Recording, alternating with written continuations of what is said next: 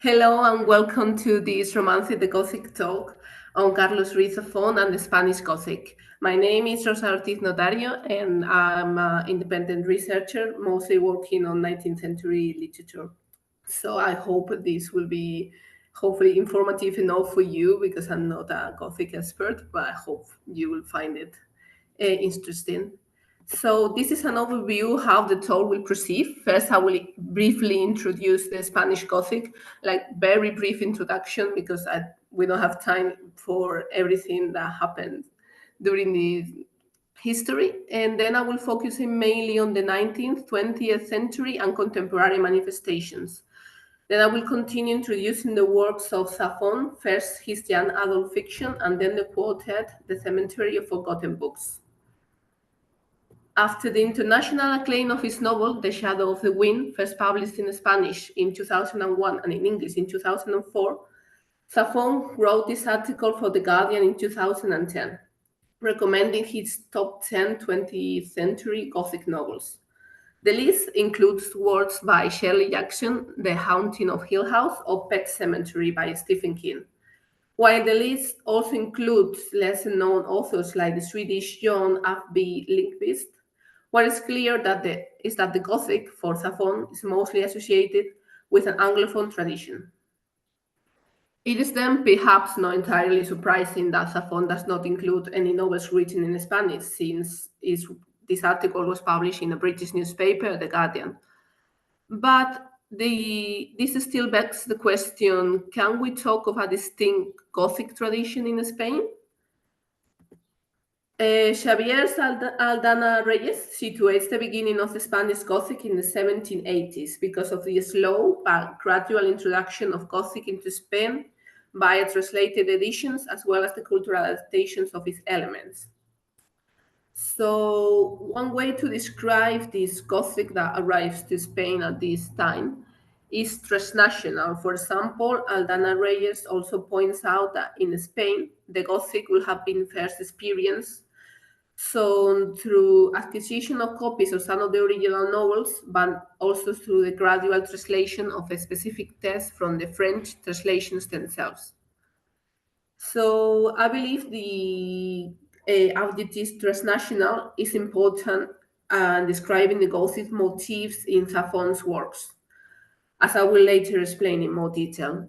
So rather than trying to summarize the story of the Gothic in Spain, I will focus in the periods and elements that are more relevant to my study of Zafón.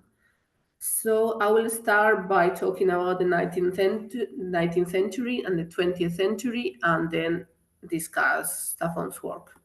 So the 19th century, we get here the transnational mode that I was talking about before. So Gothic short stories, like in countries such as Britain, were published predominantly in the press. We have publications such as El Artista, The Artist, that was published between 1835 and 1836, and was the most significant Spanish romantic magazine. The Folletin, which was what can be called the Spanish cousin of the British penny dreadful, was also a popular genre at this time. So in Spain, the Folletin was heavily influenced by what was called at that time capa y espada, cloak and dagger, which makes it possible to think that this was the Folletin, a hybrid genre combining different genders. So one of the most famous authors of this time was Gustavo Adolfo Becker, whose source stories, Legends, were published between 1858 and 1863 and can be called Gothic. But in Spain, however, Becker's stories have been more readily identified with genres such as fantasy or magical realism. The 20th century is a special case in Spain because there is a historical event that came to define Spanish history. This was the Civil War that took place between 1936 and 1939 and confronted the Second Republic and what was called the nationalist side that was led by General Francisco Franco. When the nationalist side, Franco's side, won the war, This was followed by a dictatorship, and that finally ended in 1975 when Franco died.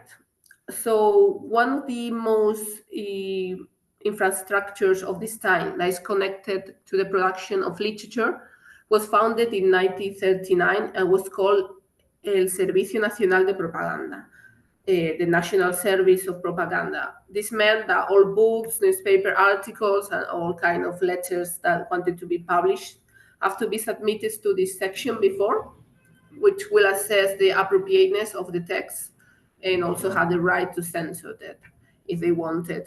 They could censor everything basically because they didn't have any particular rules. It just meant that anything that they didn't like, they didn't publish, they just was censored. So you can see here in the screen a sign that says, that reads, después de esto, que bien quedará España, which means after this, the Spain will look very well. And there's the soldier erasing the signs of the communist and socialist parties. So in Zafón series, for example, these books are censored or suppressed and preserved in the Cemetery of Forgotten Books, a secret library in Barcelona. Despite the production of literature, especially Gothic fiction, slowed during the period, there are two works published during the 1940s that illustrate how Gothic elements are present in Spanish novels published during this time. On the one hand, we have the Gothic that is used to illustrate the repression and misery caused by the war and the subsequent dictatorship, such as in Carmen's Laforet, Nada, published in 1944 and set in Barcelona. The story follows a young woman that goes to live to Barcelona with some relatives and the traumatic experience she goes through there. The Gothic elements are present in the novel through the depiction of claustrophobic spaces, for example. And on the other hand, we have, as we have previously seen, Gothic elements that were combined with fantastic elements, such as in Alejandro Casona's play, La Dama del Alba, published in 1944. Set in a village in the Principality of Asturias, the main character of the play is a woman named the Pilgrim, who is the personification of death. So here you have a clip scene from the film that was directed by Francisco Rovira Veleta, and here this woman with the cross in the neck and dresses black is the Pilgrim. And now, what do we have in contemporary Gothic in Spain? So the contemporary Gothic in Spain is a very prolific genre, and beyond Zafón's example, which is the most international one, we have many other novels that can be classified with this label.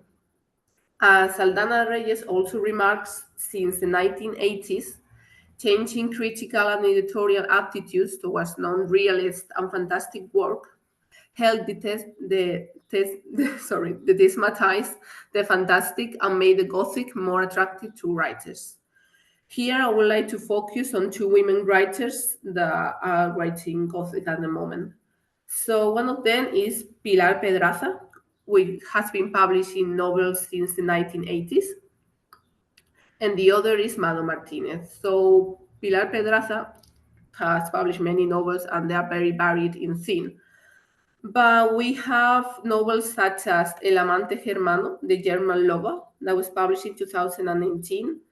It's set in the Roman times, for example, and contains many Gothic elements. Another example by Mado Martinez is her novel La Santa, published in, which means the saint, 2014, which it tells the story of a girls' school that is also like Alejandro Casona's play set in the Principality of Asturias, in which many students start disappearing in mysterious circumstances. In this novel, Martinez nicknames the school Manderley, like the mansion in Daphne du Maurier's Rebecca. Martinez combines these hints to the Gothic tradition with Spanish folklore. La Santa is a mythical figure from Galician folklore. So the second part of the talk will be devoted to Zafón and his works. So Carlos Ruiz Zafon was a Spanish writer who started writing in the 1990s. His first novel, El Príncipe de la Niebla, The Prince of Mist, won the Edinburgh Prize. He published during the 1990s also other young adult novels like El Palacio de la Noche, The Midnight Palace, and Las Luces de Septiembre, The Watches in the Shadows. The first novel, The Prince of the Mist, tells the story of Max Carver, a boy whose family moves to an abandoned house next to the sea. In this new place, Max and his sister, Alicia, joined by Roland, a boy from the village, uncover the story of a wreck in which everybody on board died, except Roland's grandfather. The other novels follow the same formula that I have mentioned before, in which a group of teenagers investigate a mystery involving devils, curses, and such like. Perhaps the most interesting for a Gothic point of view might be Marina, which also happens to be my favorite novel of these young adult ones, that was published in 1999 and set in Barcelona in the 1980s. The main character of this novel is a boy called Oscar Dry, who meets a girl called Marina, and both start uncovering a mystery that is connected with the history of Barcelona, which is why some critics have considered these novels a precursor to the Cemetery of Forgotten Books. So, the Cemetery of Forgotten Books. In 2001, Zafón published La Sombra del Viento, translated into English as The Shadow of the Wind in 2004. The novel, the first he writes for an adult audience, was, as Aldana Reyes points out, initially marketed as a literary thriller.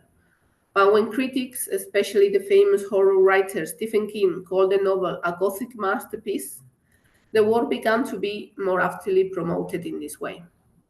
And because the Gothic elements were not perhaps as obvious at first, Sergio Vila San Juan has called Zafón's Gothic a nuanced Gothicism. Since the label was attached to the novel, critics have focused mainly on the depiction of the city of Barcelona in the Cemetery of Forgotten Books series, and how this have affected local tourism. For example, nowadays there's still a tour of the Shadow of the Wind that is still running, and takes visitors to the places that are mentioned in the novel. While Barcelona has been marketed as a sunny Mediterranean capital for foreign visitors, the success of Zafón's work meant that the local tourism also started to exploit the Gothic side of the city. Dana Reyes also argues that while it is possible to read the Gothicization of Barcelona as a contrived marketing exercise interest in exploiting its central locations, it is a creating as that of the conceptualization of a bright Barcelona in the popular imagination. So both versions of Barcelona are as real or as fake as one another, since, for example, the Gothic Quarter was largely constructed between 1927 and 1970, so it's at the very least neo-Gothic. So what is the style of Zafón's Gothic? Some people call the style of Zafón local Gothic because it combines the local aspect of Spanish history and the city of Barcelona with foreign sources like reference to British or French novels, for example. Byron and Byron have also argued that the novel became an international bestseller, The Shadow of the Wind, not just by openly embracing the Gothic, but by flaunting it, appropriating its tropes and its traditions in a highly self-conscious and even flamboyant manner. This statement was perhaps not so accurate when we're talking about The Shadow of the Wind, which wasn't marketed as a Gothic novel, and maybe perhaps readers that were not acquainted with the Gothic might not have seen it as Gothic. But it is true that Zafón appropriates some of the Gothic tropes in his novels, and during the remaining time of his talk, I will focus on how these elements are depicted in the novels of the Cemetery of Forgotten Books. The Shadow of the Wind, for those who have not read it, tells the story of Daniel Semper, a boy who's taken for the first time by his father to a place called the Cemetery of Forgotten Books, a library where forgotten books are stored. Here, Daniel finds a book called La Sombra del Viento, The Shadow of the Wind, by Julián Carax, and he becomes obsessed with the novel, and alongside Fermín Romero de Torres, a man that he actually meets in the streets, begins an investigation about its author. The Gothic elements in the shadow are in particular related to buildings. For example, the Cemetery of Forgotten Books is first described as a prowling round hall where a spiraling basilica of shadows was pierced by shafts of light from a high glass dome above us. A labyrinth of passage crowned bookshelves rose from base to pinnacle, like a beehive woven with tunnels, stairs, platforms, and bridges that presage an immense library of seemingly impossible geometry. Here I have also included the quote in Spanish because it's very obvious if you know Spanish, the Gothic elements of it, like Basílica de Tinieblas. In fact, the story about Julian Carax and his new love story revolves also around a haunted house called El Ángel de la Bruma, the Angel of Mist, the mansion where Carax's love interest, Penelope Aldaya, lived. The house is described as a stereotypical haunted house. Here is a quote from the novel that describes the house. The house has its own character and proved immune to the influence of its new owners, the Aldayas. The recent arrivals complain about noises and banging on the walls at night, sudden putrid smells, and freezing draughts that seem to roam through like wandering sentinels. The mansion was a compendium of mysteries. I will argue that what the story of the mansion actually reveals is the dark and murky colonial past of Spain. Here you see a old picture of Avenida El Tibidabo, which is where the house is set. So when discussing English colonial fiction, Elizabeth Paravicini Gibert argues that the many Ovia, men, voodoo, priests, zombies, and sorcerers that people Gothic fiction, the many plots that revolve around the threat of mysterious practices, all contribute to make of the colonized space the locus of horror necessary for the writing of Gothic literature. However, in Zafon's novel, the colonizer space is actually the locus of horror because the colonizer, Hausa, the man that constructs this house that I will be talking about, is the ultimate Gothic villain. So the house was initially built by Hausa, a man who made his fortune in the Spanish colonies and who desired to have a mansion in the neo-Gothic style of the ones he had seen in the Fifth Avenue of New York. Hausa moves to his mansion with his wife, a North American woman, and his servant and mistress, Marisela, a black woman from the Spanish colony. Only a year after living in the house, a horrific crime takes place between his worlds, apparently committed by Marisela, who, after performing a witchcraft sacrifice, kills Hausa's wife and then takes her own life. Here we can see why Hausa might be the Gothic villain I was talking about. So he's the only survivor of this crime, and later claims that he doesn't remember what happened because he has lost his mind. So the police actually blames the racialized woman. When Ricardo Aldaya, the father of Penelope, acquires this house by superstitious means, the curse of the house also affects his family. His daughter Penelope and his wife will also die in the house. What actually Daniel's and Fermin's investigation reveal is that Ricardo Aldaya is also a villain in this Gothic history, since he was directly responsible for both deaths. He leaves his daughter Penelope to die in her room unattended until she gave birth to a stillborn child, the product of her relation with Karat, a relation that Ricardo Aldaya did not approve of. The house, I will argue, stands as both a reminder of the violent colonial past of Spain and its relation to the fortunes of families like the Aldayas. It is then possible to see that the decline of the Aldaya's fortunes, since the part of the story is set in the early 20th century, is related to the decline of the Spanish Empire. So, because after the loss of the last colonies of Cuba, Philippines, and Guam in 1898, what was called the disaster of 1898. The colonial past also haunts the life of David Martin, the protagonist of the Angel's Gate, the second installment in the Cemetery of Forgotten Books, published in 2008.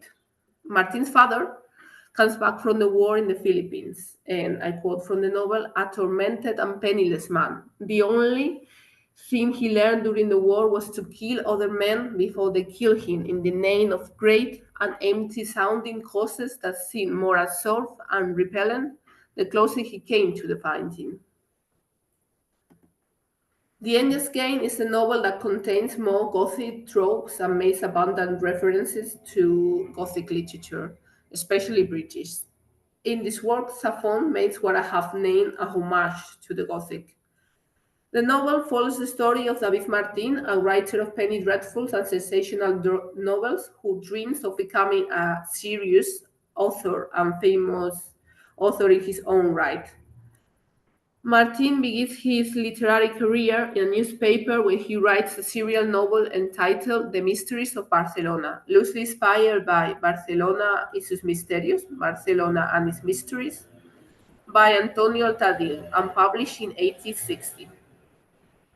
The plots of Martin's stories is briefly summarized in the novel, and the protagonist of these stories is Chloe Permanger, who is described as the dark princess of all bands.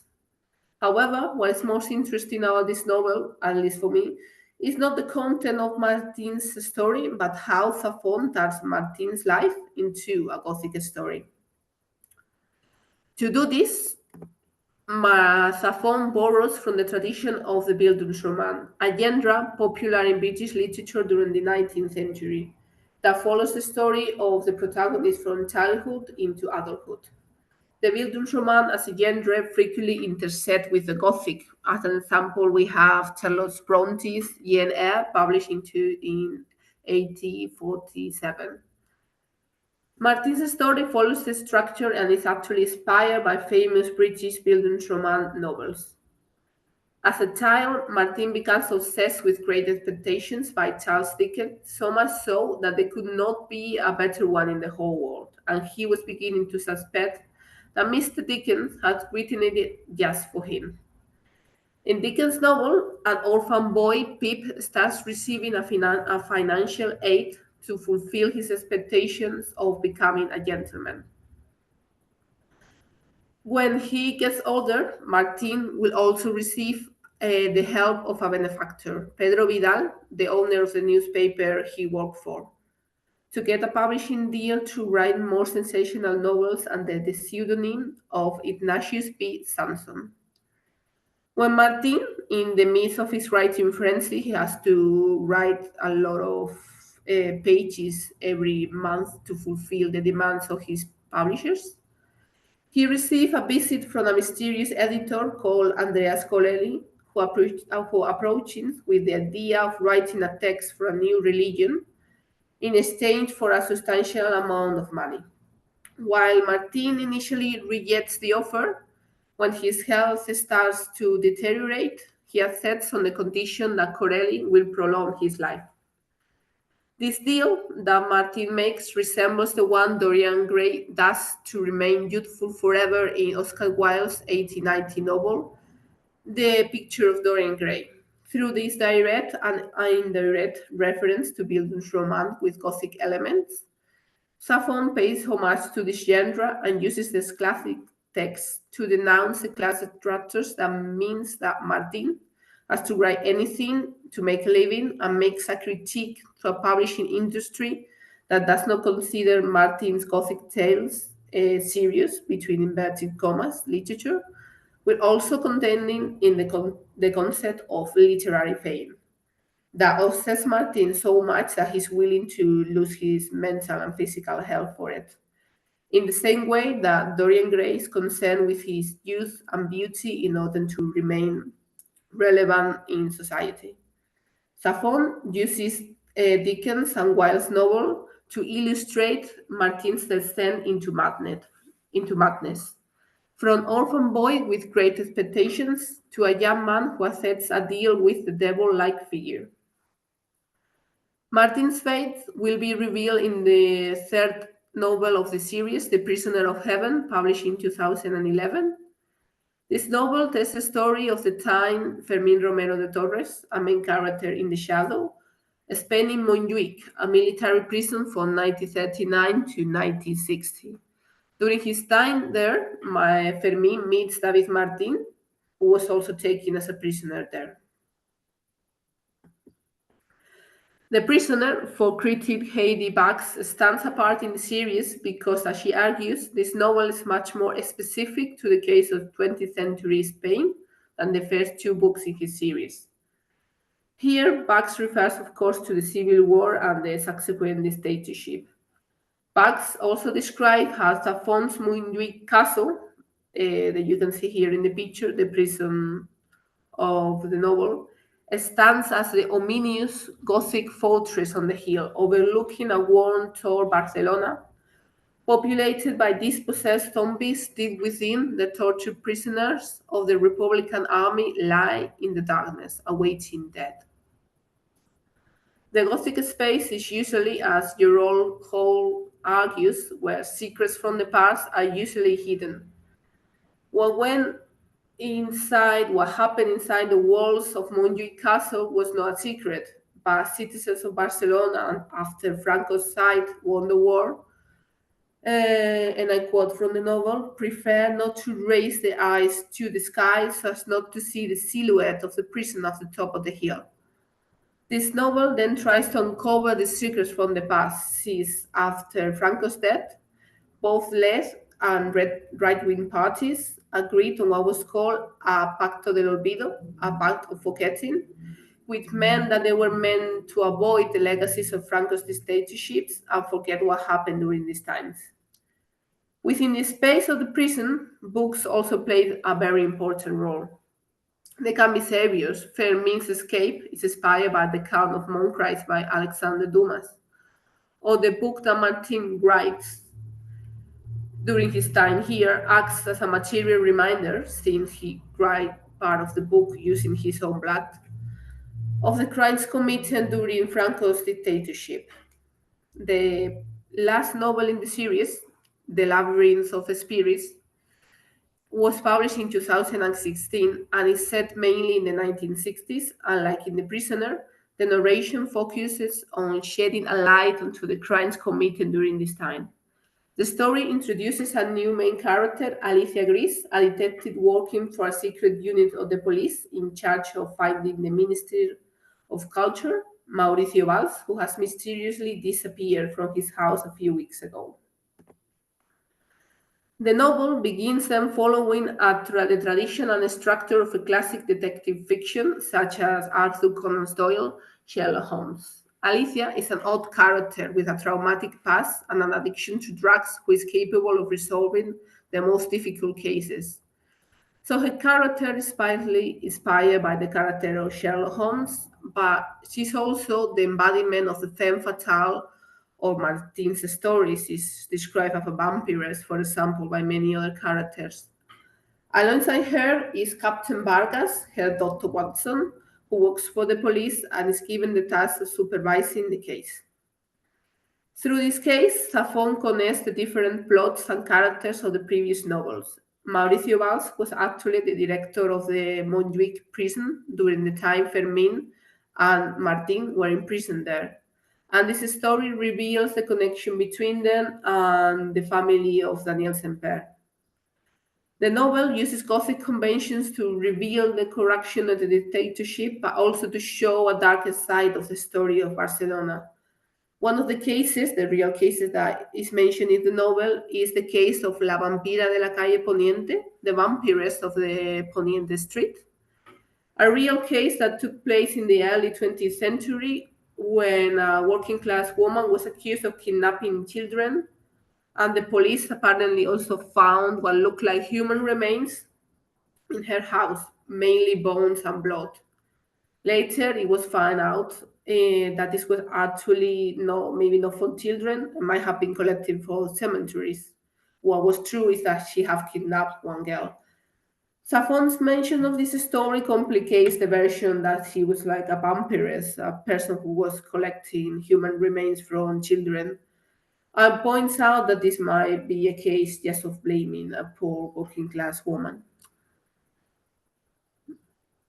If I have mentioned before that critics argue that Zafon's The Shadow became an international bestseller by flaunting and appropriating Gothic tropes, it's also true in this last novel. In The Labyrinth, Zafón makes a distinction between what I have termed fake, between inverted commas, and real Gothic. For by this, I mean two things. First, that he satirizes what readers and critics of his previous novels have considered Gothic in his novels, such as the descriptions of Barcelona. For example, when Alicia Gris is walking through the Barry Gothic or the Gothic Quarter, the narrator comments how Alicia left the visitors behind and crossed the venerable Gothic bridge made of cardboard, to let herself, like them, be carried away by the charm of that medieval-looking citadel, a sizable part of whose its scenery was only 10 years older than her. So here there's that obvious satirization of the Gothic quarter just being not real, just something that was just built recently. And the second is also the Gothicization of characters, like Alicia Gris, who, as I have mentioned before, has been frequently described by other characters as a vampiress or even as a diabolic doll because of the wounds that she has in her hip.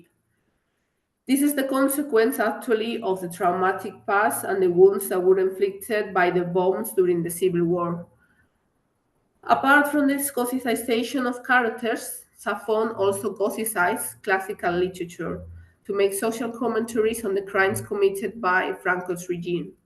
The torture writer central to the plot of this novel is Victor Mataix, a writer of children's books whose series, also called The Labyrinth of Spirits, is inspired by Alice in Wonderland, his daughter's favorite book. In Mataix's version of Lewis Carroll's tale, the main character of the series is a little girl called Ariadna, like his daughter, who visits a hell version of Barcelona. The plot of Mataix's novel, in which a girl is lost in a hellish Barcelona, anticipates the fate of his daughters, who will be taken away from him and his wife and given to rich families who support Franco. This particular fate of Mataix's daughter was actually not unusual because, as Alicia and Vargas' investigations will reveal, this was a common fate for many children after the nationalist side won the war, and this was also a real thing that happened during the war and the dictatorship. So here, Zafón is clearly Gothicizing, using Gothic elements to critique this practice that wasn't talked about until recently in Spain. Lastly, I would like to focus on the figure of the torture writer and its relation to the cemetery of forgotten books. So, we had seen the plot of all the novels in the series revolve around the story of stories of torture writers. The purpose of this is to convey social and political critiques. In The Shadow of the Wind, Julian Carac's story serves to critique the class structure of the early 20th century and its relation to colonialism. After the success of his first novel and subsequent connection of it to Gothic literature, Zafon's The Angel's Game depicts the relationship between the Gothic and literary consumption and the effects this has on David Martin's mental health. The Prisoner of Heaven uses Gothic conventions to write about the traumatic memories of those tortured during and in the aftermath of the Spanish Civil War. Similarly, in The Labyrinth of Spirits, Zafón satirizes Gothic plots and tropes to reveal the true Gothic stories that have been suppressed in Spanish 20th century history. Hopefully this was an interesting talk and I have encouraged you to read Zafón's novel if you haven't yet. Thank you very much for listening.